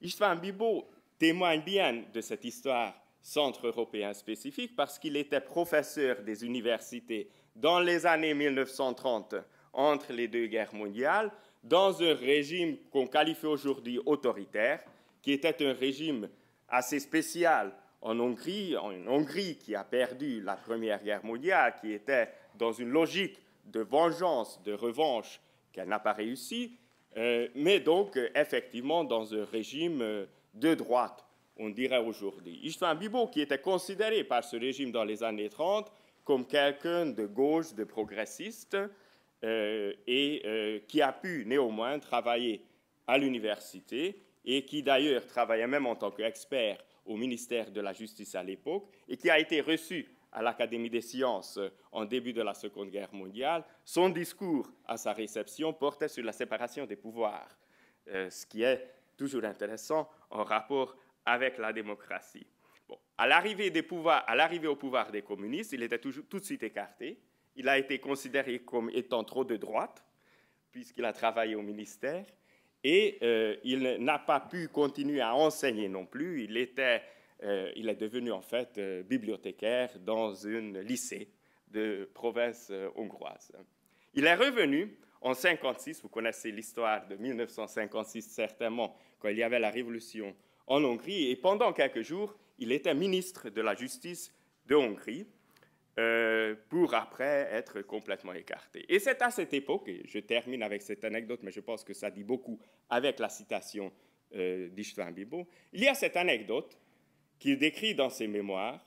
En fait, c'est sûr et certain qu'il était le dernier qui restait au bâtiment de l'Assemblée nationale à Budapest, en Hongrie, quand l'armée rouge est arrivée pour combattre la révolution hongroise. Petite parenthèse, puisqu'on est en Égypte, il y avait des soldats soviétiques qui sont venus avec la carte de l'Égypte à l'époque, parce qu'on ne savait pas qui est-ce qu'on va envoyer au canal de Suez et qui est-ce qui sera envoyé vers la Hongrie.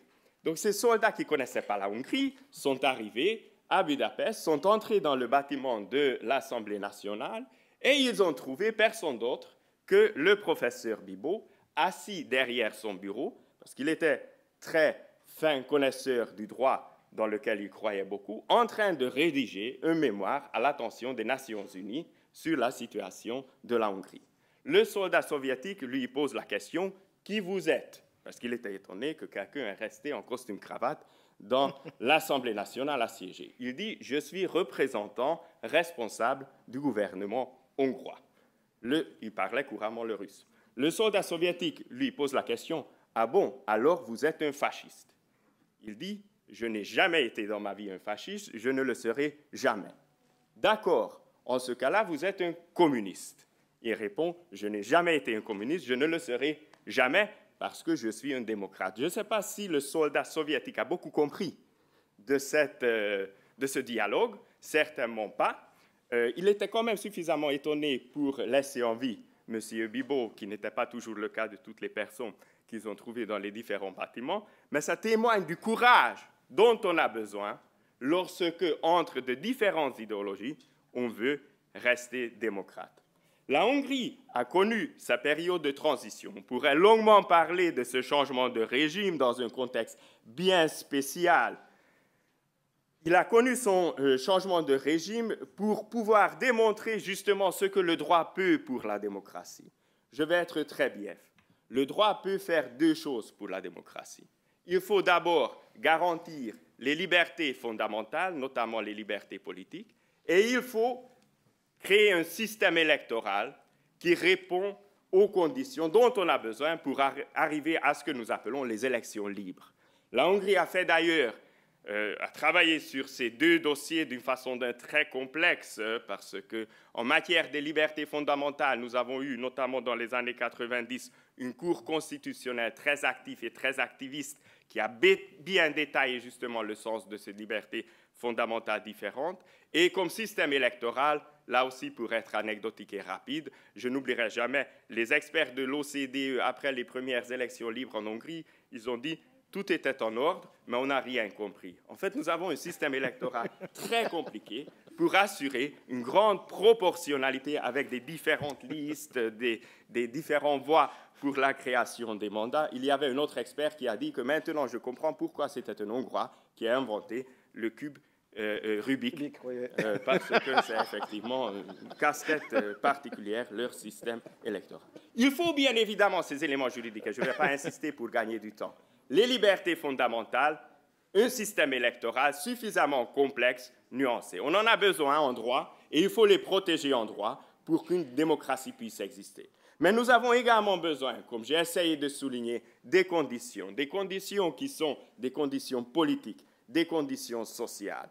Et après 35 années de transition démocratique, je peux vous témoigner, en venant de la Hongrie, que c'est tout à fait compliqué. C'est tout à fait compliqué. Vous savez que nous avons une majorité parlementaire de 2/3 aujourd'hui à l'Assemblée nationale d'Hongrie, issue de la même force politique. C'est compliqué de vivre dans une démocratie avec une majorité aussi écrasante. Il faut des conditions politiques, il faut des conditions sociales également pour pouvoir vivre dans une démocratie. Pour ça, nous avons besoin avant tout des démocrates. Et je vais, pour respecter le temps, conclure rapidement, parce qu'on devrait terminer normalement à 11h30. J'ai calibré ma montre en plus, alors vous ne voyez pas, mais avec les chiffres arabes, pour apprendre les chiffres en Égypte. Mais j'arrive à lire quand même, pas l'arabe, mais les chiffres romains. Donc je vois que c'est déjà 31. Je voulais conclure parce que je pense, et puisque la majorité dans la salle, ce sont des étudiants, je pense que de pouvoir vivre dans une démocratie suppose qu'on soit des démocrates. Qu'on soit des démocrates en tant que citoyens, qu'on soit des citoyens qui sont de vrais démocrates. Je conclus sur ça parce qu'on parle beaucoup des conditions politiques, de l'action politique qui est très importante. On parle beaucoup du droit. Et moi-même, pendant les 3 journées, en tant qu'enseignant invité, je vais parler énormément de choses sur le droit. Mais on ne parle pas suffisamment, je pense, des citoyens. On ne parle pas suffisamment de ce qu'on pense de ces démocrates, alors que la présence des démocrates, c'est ce qui fait la démocratie. J'en suis bien convaincu et ma définition elle est très simple. Il ne faut avoir peur de rien. Merci beaucoup de votre attention.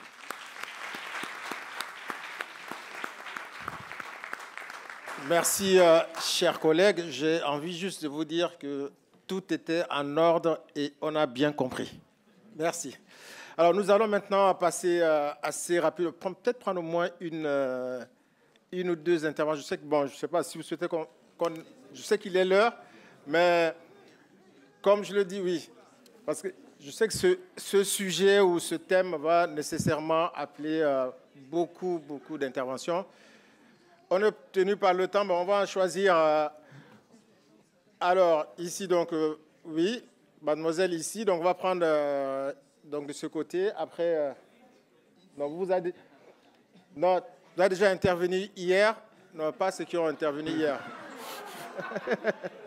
Vive la démocratie. Voilà. Oui, bonjour, je suis Didi et auditrice en gestion de l'environnement à l'Université Senghor. Je vous remercie pour votre présentation. C'est un sujet qui me passionne. Le droit m'est trop dur à apprendre pour moi. Alors, ma question va droit à M. Ahmed Sameh. Vous avez dit que le droit doit être mis en avant. Et je souhaite savoir si on doit mentionner le droit de tout le monde, les règles qu'il faut respecter et qu'il faut suivre à chaque événement ou quelque chose comme ça. Est-ce que cela ne va pas montrer un signe de dictature ou le fait de vouloir tout contrôler et que cela ne va pas repousser les citoyens, c'est-à-dire cela ne va pas engendrer la peur? Et parce que je m'en souviens, lors de la Coupe du monde du football au Qatar, ils ont mentionné des règles à respecter, par exemple l'interdiction du port du drapeau arc-en-ciel et plein d'autres. Et nous avons remarqué que beaucoup de personnes qui ont prévu d'aller voir directement les matchs ont annulé leur billet car il y a trop d'impositions selon eux. Et donc, je souhaite avoir votre opinion ou point de vue vis-à-vis de cela. Merci. Merci. Donc, on va prendre une autre intervention. Donc, le temps c'est bon, vous avez noté. Oui, on y va, Ismaïla. Bonjour. Voilà. Bonjour.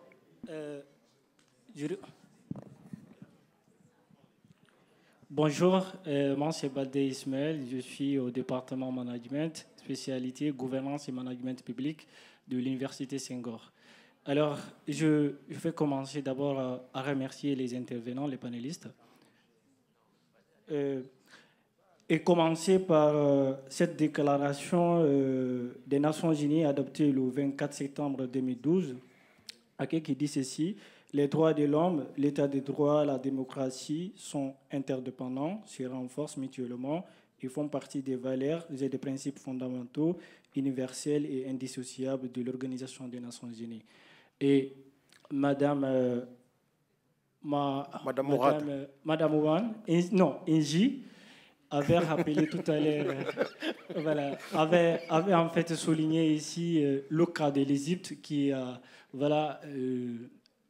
également ici instauré des réformes juridiques, également politiques, vraiment peut-être beaucoup plus, disons, intéressantes. Et ces réformes, moi je me demande maintenant, vu que nous sommes dans une science de droit et démocratie, est-ce que pourrait-on parler d'un État démocratique vis-à-vis du régime égyptien? Et ça, c'est ma première question.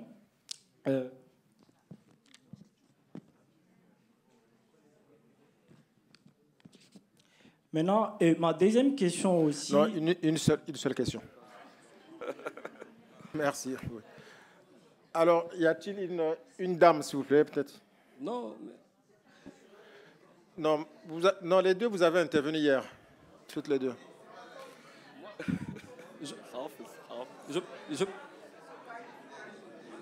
Bon. OK. Merci. Je t'ai désigné quand même, monsieur le directeur. Oui. Merci beaucoup, merci. Moi, ma question, je m'appelle Crispin Yoka, étudiant à l'Université Senghor, département culture. Je viens de la République démocratique du Congo. Ma question va droit à M. Samé, Ahmed. À la base, je suis juriste de formation à l'Université libre de Kinshasa, spécialité pénale et criminologie. Je suis très heureux d'apprendre que vous avez travaillé à Kinshasa et vous connaissez très bien les affres de la guerre, des conflits armés à l'est de mon pays, la RDC, pendant plus de 20 ans maintenant. Et sans compter les autres pays en Afrique et dans le monde, bien évidemment. Vous avez parlé du rôle du droit dans la pérennisation de paix. Vous serez d'accord avec moi qu'il existe tout un arsenal juridique sur la paix et la sécurité mondiale à la suite de la Deuxième Guerre mondiale. Et sur base de cet arsenal, plusieurs lois internationales, des traités, des conventions ont vu le jour pour que la paix règne dans le monde. Malheureusement, on a l'impression, plus on a de lois sur la paix, et plus il y a de conflits entre États. Et plus de 70 ans après la Deuxième Guerre mondiale, le monde ne réussit pas, ne parvient toujours pas à vivre en paix. Alors ma question est la suivante. Comment le système juridique peut-il utiliser de manière proactive ou anticipative pour prévenir les conflits et promouvoir la paix durable, plutôt que simplement réagir aux violations de lois une fois que ce sont produites? Merci.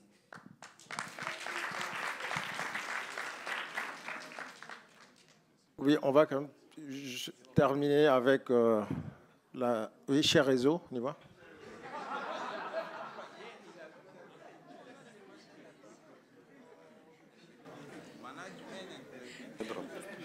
Bonjour à tous. Merci pour l'honneur, monsieur le directeur. Je m'appelle Jessica Ngolo, je viens du Cameroun. Je suis auditrice au département management, spécialité management des projets. Moi, je voudrais m'accentuer sur la question des changements anticonstitutionnels de gouvernement. La réalité est que dans la hiérarchie des normes juridiques, la Constitution est au-dessus de toutes les normes et on se rend compte, nous nous sommes rendus compte qu'à une certaine époque, les changements anticonstitutionnels étaient condamnés parce que ceux-ci ne répondaient pas aux normes qui étaient mises en place et ne permettaient pas aux institutions de perdurer dans le temps et ne permettaient pas aussi un bon fonctionnement étatique et social de nos États. Sauf qu'il y a 5-6 ans, on se rend compte que les peuples africains qui sont soumis à des autoritarismes qui se perpétuent dans le temps ont tendance à adouber les changements anticonstitutionnels qui, par un effet papillon, ont quitté l'Afrique de l'Ouest à travers certains pays vers l'Afrique centrale.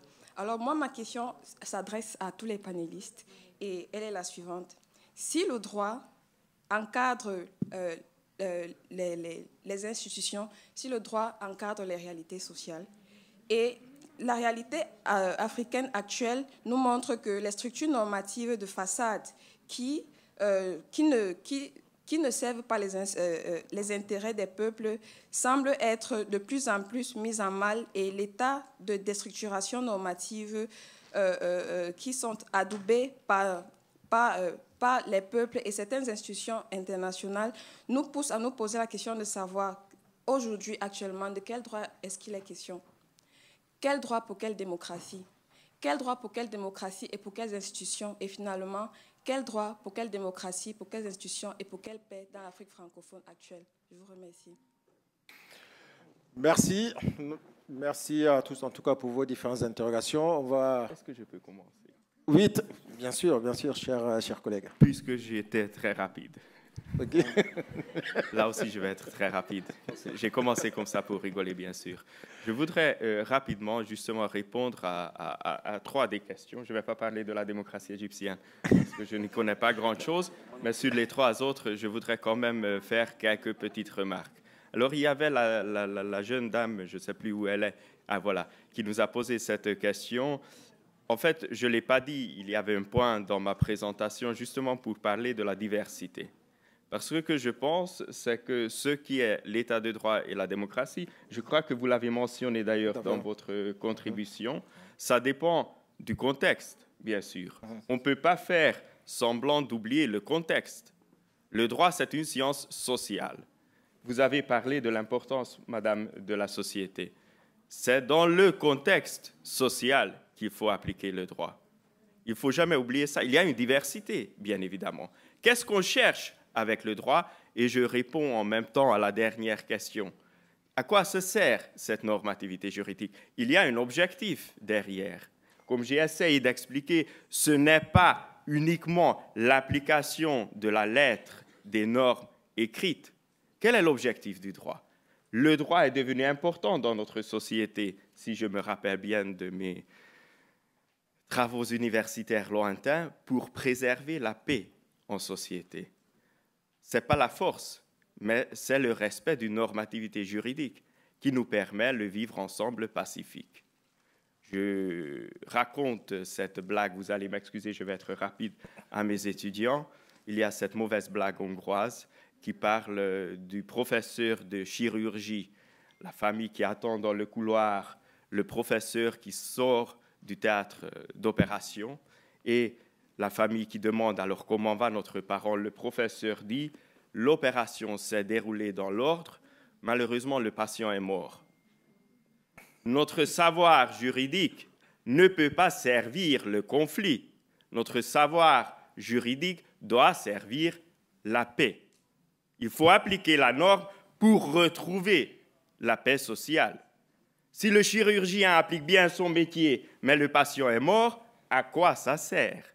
C'est aussi simple que ça. Il ne faut pas apprendre plus de choses. Nous avons effectivement en droit international beaucoup d'instruments, des conventions, des juridictions. Mais nous voyons la faiblesse. Nous voyons la faiblesse n'est pas due aux instruments juridiques. La faiblesse est due non pas non plus à la non-application, à la mauvaise application. Et la même chose en matière des droits fondamentaux, la même chose en matière des libertés politiques.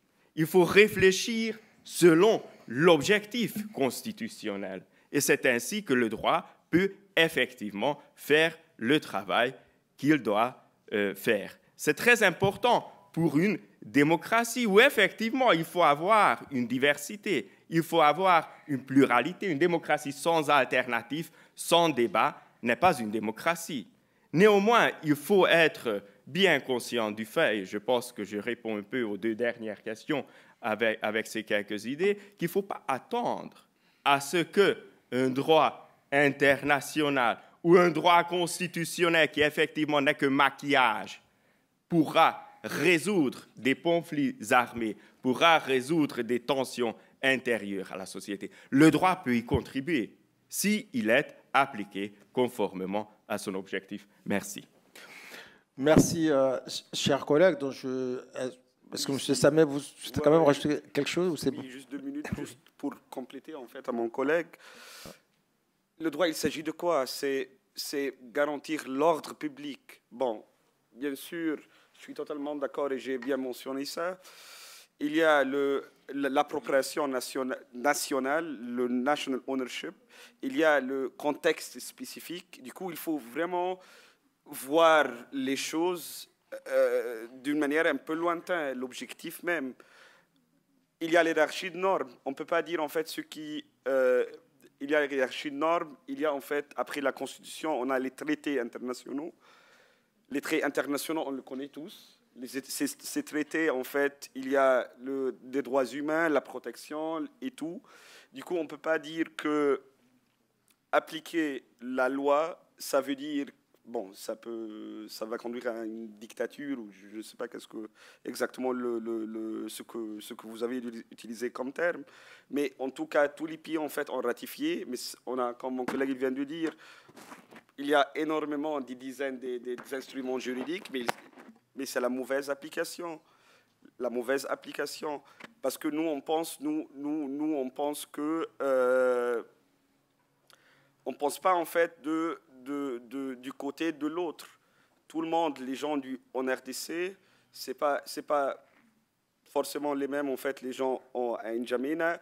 Et du coup, il faut vraiment voir les choses dans le contexte, l'esprit, comment l'appliquer.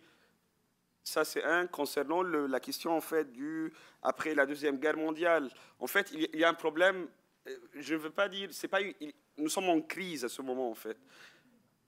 Crise multilatérale, crise juridique, mais nous ne sommes pas en faillite. Hein, il y a de l'espoir quand même. C'est pour cela, en fait, il y a en septembre prochain, il y a ce qu'on appelle le sommet de l'avenir. en fait, on repense toute la communauté internationale à ce moment, ils sont en train de repenser, déjà les négociations au niveau gouvernemental y ont commencé, comment on peut adapter les instruments, si on a besoin en fait d'ajouter quelques-uns, d'inventer des autres, mais à ce moment, déjà, tous les États, ils sont bien conscients qu'il y a un problème et on essaye de le résoudre. Et si je peux juste ajouter une petite phrase, nous, comme centre, en fait, le forum d'Assouan, la thème du prochain édition, qui sera vraiment bientôt, en fait, c'est le sommet de l'avenir, en fait. On essaye, nous, comme étant des Africains, on essaie en fait de faire une sorte de brainstorming, de réfléchir ensemble. C'est quoi le point de vue africain pour essayer, je ne veux pas dire de l'imposer, mais pour que la communauté internationale le prenne en considération lors du sommet à New York sur l'avenir. Et du coup, je pense que j'ai essayé de tout répondre. Merci, monsieur. Alors, je vois que... Alors, oui, mais si vous me promettez d'être efficace en 2 minutes. Très bien, merci. Oui, je veux juste prendre de la jeune dame, vous avez dit où est le droit, quel est le droit. Je veux juste me mettre d'accord avec mes collègues, c'est qu'évidemment, il y a un ensemble de règles juridiques qu'on appelle droit. L'application est essentielle, la bonne application pour mener une efficacité. Mais je vais vous poser la question et vous réfléchissez, quel est le cas quand les citoyens eux-mêmes ne veulent pas se mettre en ordre et appliquer ces lois? Et quel est le cas quand un fonctionnaire, un responsable, ne veut pas appliquer l'ordre ou la loi? Et c'est là le triangle. Les règles, la bonne application, mais le côté social et le côté administratif est essentiel. Une autre jeune femme qui m'avait posé une question, on reprend? Ou bien je réponds tout de suite? Il y a quelqu'un qui m'a juste adressé la parole pour répondre à une question concernant l'état démocratique dans un régime égyptien. Une minute. Je me rappelle de sa figure, laquelle? Ah, c'était vous, pardon. C'est un jeune homme. Désolée. Je réponds? En 1 minute, s'il vous plaît. En 1 minute. On se met d'accord sur les principes d'un État démocratique, monsieur. La Constitution, le suffrage universel, la représentation du peuple, le pouvoir au peuple et évidemment la séparation des pouvoirs. On est d'accord, ça c'est théorique. Mais parlons aux libertés, évidemment il y a des libertés, mais il y a le contrat social qu'a mentionné Jean-Jacques Rousseau. Un contrat social, c'est-à-dire qu'on doit mener ensemble l'ordre social. Il y a un plafond aux libertés si ça va avoir ou refléter un désordre social et public. Et là, évidemment, quand on parle de violence, on parle d'expression de liberté, mais à un plafond. Pourquoi? Parce que nous devons protéger notre société pour une meilleure durabilité. Et c'est ça, le théorique, on essaye de le faire fonctionner parfaitement, mais en gardant toujours la sécurité sociale pour le reste de la société. Le contrat social, c'est que je vous respecte, vous me respectez, mais on s'exprime libéralement. Merci. Merci à toutes et à tous, en tout cas pour ce panel. Donc, je veux juste rappeler, en tout cas, la composition. Donc, on a eu Madame Mouchira Khatab, donc, qui a intervenu donc, en ligne à travers une vidéo, que nous remercions. Monsieur Ahmed Sameh, donc, du Triple CPA, Madame Inji Mourad, professeur de l'Université d'Alexandrie, et notre collègue professeur invité, Peter Kolis, de l'Université de Hongrie. Merci à tous les Merci en tout cas à toutes et à tous.